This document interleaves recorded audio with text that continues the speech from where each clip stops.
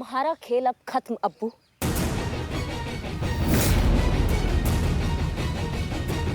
Rocky मार इसको।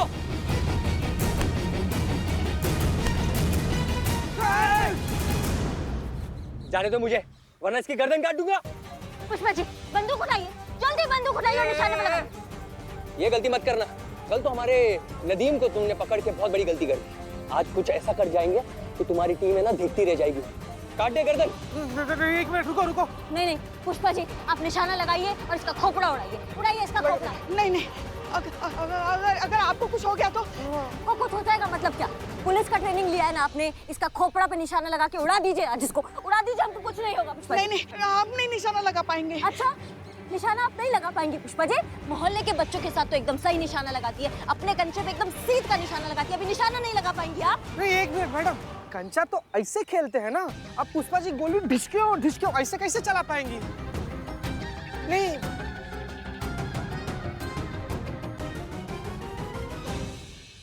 Sorry. हम निशाने का बात कर रहे हैं चीते। पुष्पा जी लगाइए निशाना और खोपड़ा उड़ाइए इसका। नहीं, हम नहीं लगा पाएंगे। हम चीते को देते, चीते। नहीं, चीते को नहीं। बम से उड़ाने का प्रयास किसको किया था? आपको किया था तो कौन मारेगा? आप मारेंगी। लगाइए निशाना। एक करिश्मा बहुत ज्यादा बोल रही है तू। काट दूंगा गर्दन में, मैं गर्दन काट दूंगा। बाहर निशाना लगाइए, निशाना लगाइए। शिवजी! अरे मैं गर्दन काट दूंगा। मारी। अरे पैर पे नहीं, खोपड़ा उड़ाइए पुष्पा जी।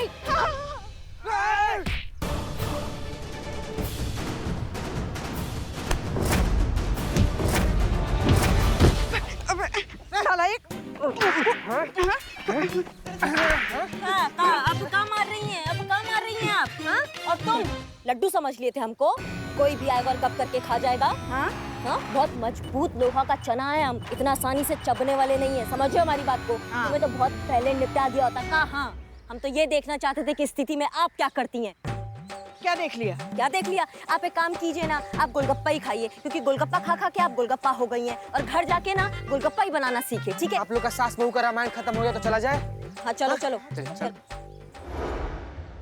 हम अच्छे से समझते हैं तुमने ये सब क्यों किया। तुमने किसी अपने को बचाने के लिए वो किया जो तुम्हें सही लगा, और आज हमने भी किसी अपने को बचाने के लिए वो सब किया जो हमें सही लगा। पर बस फर्क इतना है कि तुम किसी एक को बचाने के लिए सबकी जान लेने को तैयार थे, और यहाँ इस एक को बचाने के लिए हम सब अपनी जान देने को तैयार थे। एक और बात सुनो, बात अगर माफी की है तो हम हैं जज्बाती, लेकिन फाड़ के रख देंगे अगर दर्द में है साथी।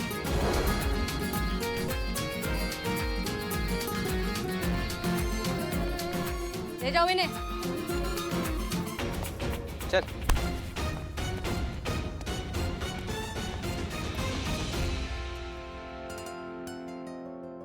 पुष्पा जी आप ठीक है? जी मैडम सर। अरे तुम तीनों कहाँ थे? मैम,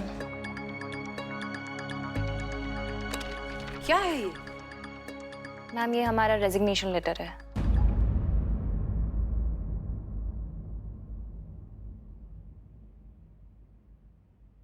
मुझे नहीं लगता कि ये नौकरी कर पाऊंगी मैडम जी, या यूँ कहूँ तो ये नौकरी मेरे लिए बनी ही नहीं है।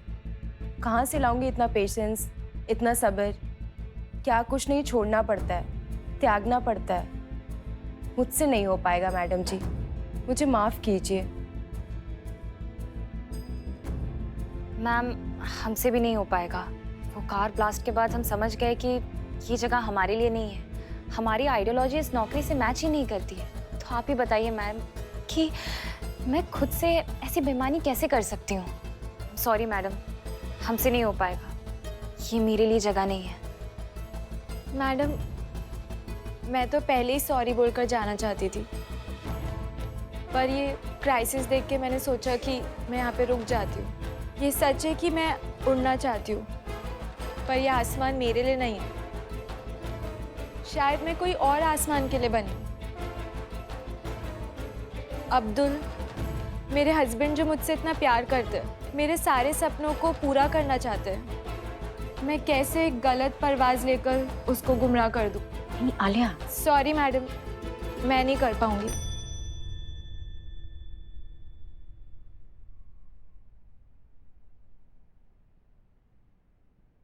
बात वही जो दिल से निकले और जज्बात वही जो रूह से निकले। हम समझते हैं अच्छे से। इट्स ओके और ऑल द बेस्ट फ्यूचर के लिए। Thank you madam. पर मैम, आपके और आप सबके जज्बे के लिए इतना करना तो बनता है।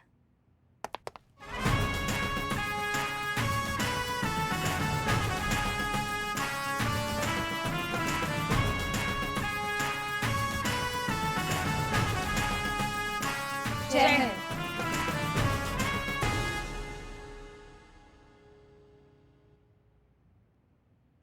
कमाल का नौकरी है ना मैडम सर हमारा भी। जब हमें लगता है कि सब सही हो गया है, केस सॉल्व हो गया है, सब कुछ अच्छा हो गया है, तभी किस्मत का पासा पलटता है और फिर से हम जीरो पर आ जाते हैं। डीएसपी सर का वो धमकी का तलवार अभी भी हमारे थाना पर है। उन्होंने कहा था कि अगर ये लड़कियां बैकआउट कर जाएंगी तो हमारे थाने पर कुछ भी सख्त कदम उठा सकते हैं। मैडम सर वो क्या सख्त कदम हो सकता है?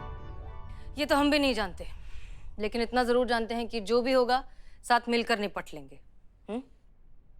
बिल्कुल मैडम सर।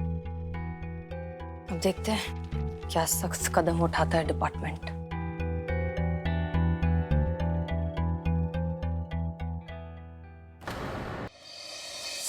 सर ये बहुत गलत है। महिला पुलिस थाने इसलिए खोले गए थे ताकि यहाँ आने वाले लोगों की बात पूरे दिल से, जज्बात से सुनी जाए, समझी जाए।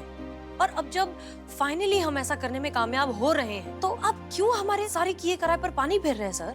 हसीना मलिक, सरकारी आदेश है, हम सब लोगों को ये करना पड़ेगा। अरे आप लोगों को तो खुश होना चाहिए। कितने ही महिला थाने बंद हो चुके हैं, कितने महिला थाने बंद होने के कगार पे हैं। अरे मुंबई का ही मिसाल ले लीजिए, वहां के महिला पुलिस थाने क्यों बंद हुए? ये अंडरवर्ल्ड के आतंक के कारण ना। उनके बंद करने का कारण महिला पुलिस कर्मियों की सुरक्षा हेतु। अरे इसमें आपत्ति क्या है? देखिए सर। नो, हाँ लेकिन आप बिल्कुल भी नहीं। Sir please. ये अभी ट्रायल है हसीना मलिक, 90 दिनों का ट्रायल। अब कितना सफल होता है ये भविष्य के गर्भ में। ये सरकारी आदेश है, ये हम सबका काम है कि अपना 100% दें और सरकार की विकासशील सोच का साथ दें। देखिए, एआई मीरा की नियुक्ति आपके थाने में की जा चुकी है।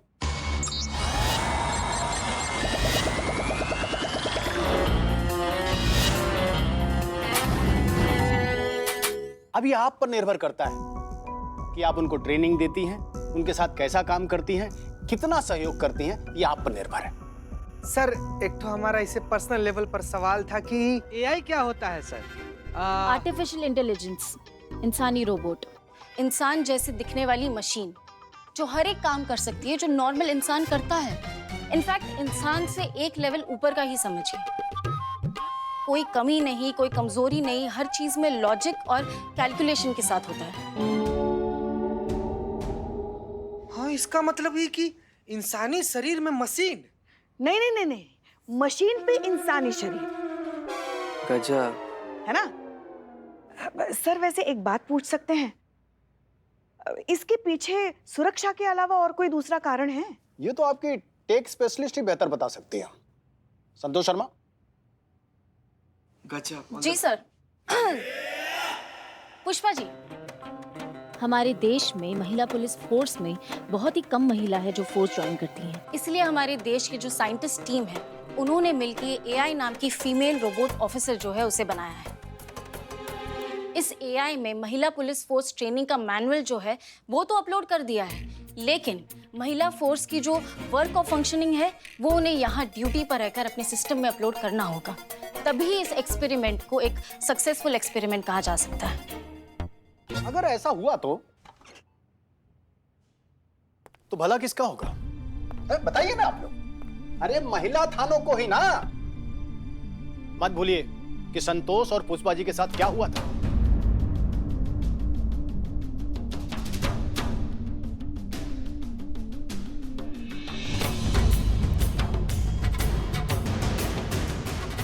इस एआई की नियुक्ति के बाद ऐसा खतरा कभी नहीं होगा। बहुत अच्छी बात है सर, महिला पुलिस की सुरक्षा के नाम पर महिलाओं को ही हटाया जा रहा है, हमें कमजोर करार किया जा रहा है, हमें ये जताया जा रहा है कि हम तो ड्यूटी के लायक ही नहीं है क्योंकि हम खुद की ही सुरक्षा नहीं कर सकते। देखिए हसीना मलिक का सिखा देंगे सर, इस एआई को हम ड्यूटी करना तो बहुत अच्छे से सिखा देंगे सर, लेकिन वो जज्बात कैसे सिखाएंगे जो एक इंसान को दूसरे इंसान से जोड़ते हैं। जब कोई यहाँ अपनी तकलीफ, अपना दर्द लेकर आता है तो हमें भी क्यों तकलीफ होती है, ये बात हम एक मशीन को कैसे सिखाएंगे सर? ये जज्बात उसके अंदर हम कैसे डालेंगे, क्योंकि ये सौगात तो कुदरत ने सिर्फ इंसानों को दी है। एक मशीन में हम जज्बात कैसे डाल सकते हैं सर? इससे अच्छा तो आप ये महिला पुलिस थाना बंद ही कर दीजिए। कम से कम यहाँ जो लोग हमसे उम्मीद लगा कर आते हैं उनकी उम्मीद हम तोड़ेंगे तो नहीं। ऑल यूनिट्स अलर्ट, सभी यूनिट्स को अलर्ट किया जाता है। राजा रोड इलाके में नूर महल नाम की एक इमारत में भीषण आग लगी है जो प्रतिपल बढ़ती ही जा रही है। इमारत में बहुत से लोग फंसे हैं जिन्हें तत्काल सहायता की आवश्यकता है। सभी यूनिट्स अलर्ट, उपलब्ध फोर्स जल्द से जल्द घटना स्थल पर पहुंचे। ओवर। माफ कीजिएगा सर, लेकिन हमें जाना होगा। जय सर। चलिए। मिस मलिक, आपके ट्रैक रिकॉर्ड को देखते हुए मैं आपको एक मौका देना चाहता हूं। अगर आपको यह लगता है कि मशीनी महिला पुलिसकर्मी की तैनाती गलत है तो आपको यह सिद्ध करना होगा। अभी जो आग लगी है वहां पर एआई मीरा को भी भेजा जाएगा। अगर उसके पहले घटनास्थल पर जाकर आपने सब कुछ संभाल लिया तो मैं आपसे वादा करता हूं कि सरकारी आदेश मैं वापस ले लूंगा। और अगर ऐसा नहीं हुआ तो आपको वादा करना होगा कि आपको वही करना होगा जो सरकारी आदेश है। मंजूर।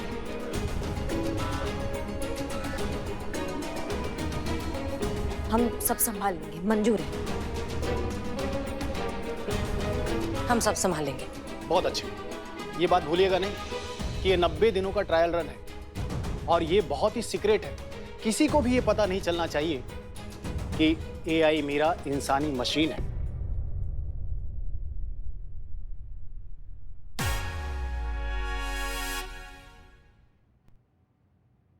डिपार्टमेंट की इज्जत और प्रतिष्ठा दोनों ट्रायल पर दांव पर लगी हुई हैं। Yes sir.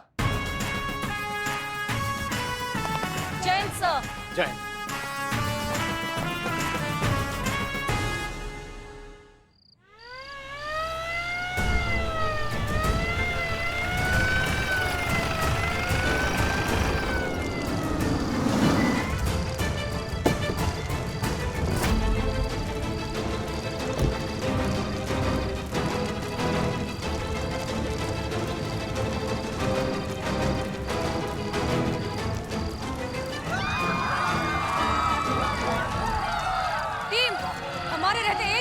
को नुकसान नहीं पहुंचना चाहिए।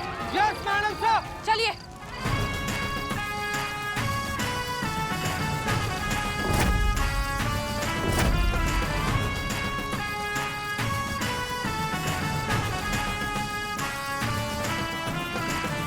संतोष शर्मा, फायर ब्रिगेड कहाँ है? बुला लिया मैडम से, 5-10 मिनट में आ जाएंगे। हम उनका इंतजार नहीं कर सकते, चलो।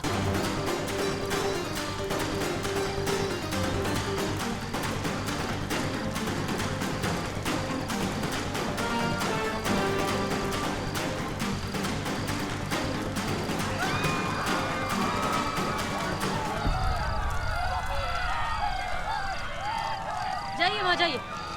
संतोष शर्मा, फायर ब्रिगेड कहाँ है? बोल दिया मैडम से, लेकिन वो ट्रैफिक में फंसे हुए हैं। मेरा बच्चा, मेरा बच्चा छोटा है। आपके बच्चे को बचा लेंगे, आपके बच्चे को बचा लेंगे। शांत हो जाइए, अब शांत हो जाइए। करिश्मा सिंह, आप इन्हें संभालिए, हम इनके बच्चे को लेकर आते हैं। लेकिन मैडम सर, आग बहुत बढ़ गया। हाँ, लेकिन फिर भी बचाना तो पड़ेगा ना। हम जा रहे हैं, आप संभालिए। जी मैडम सर। करिश्मा सिंह, ये क्या कर रही है? करिश्मा सिंह!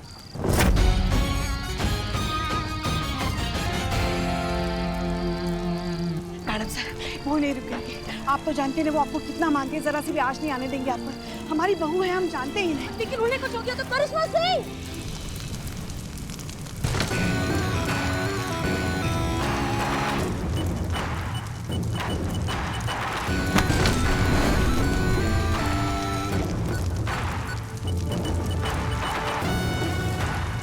बचाओ, बचाओ।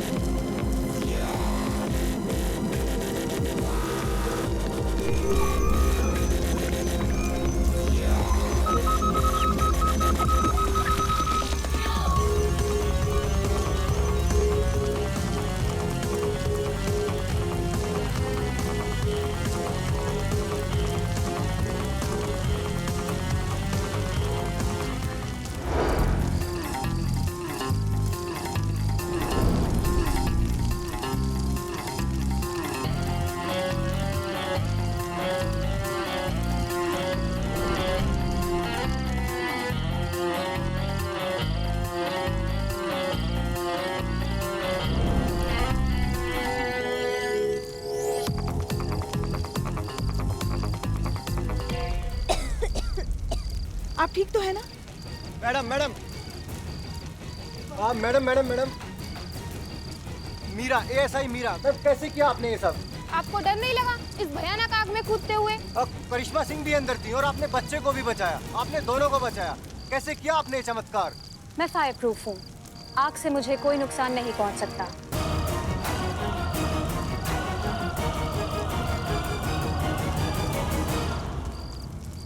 इनके कहने का मतलब ये है कि हम पुलिस वाले हैं, हम किसी और की जान बचाने से पहले खुद की जान के बारे में नहीं सोच सकते, वरना किसी और को कैसे बचाएंगे, यही कहना चाहती हैं ये। करिश्मा मैडम, इनका भौकाल तो आपके भौकाल से भी ज्यादा पावरफुल निकला। आपका क्या कहना है? का भौकाल भौकाल, अंदर हमारी आंखें बंद हो गई थी क्योंकि धुआं था। अब चश्मा तो नहीं लगा लेते ना रात को, हाँ? अंधिया गई थी हमारी आंखें। अब वैसे भी अगर ये नहीं भी होती ना तो भी हम बचाते सबको। समझ रहे हैं हमारी बात को? क्या भौकाल का आप बात कर रहे हैं? आपको क्या लगता है मैडम, इस अग्निकांड के पीछे क्या कारण हो सकता है? अरे कारण वारण क्या, भगवान ने ही सब कुछ किया है। भगवान जी के जुल्म की लाठी हम जैसे गरीबों पे ही चलती है। ये सब भगवान का ही किया धरा है।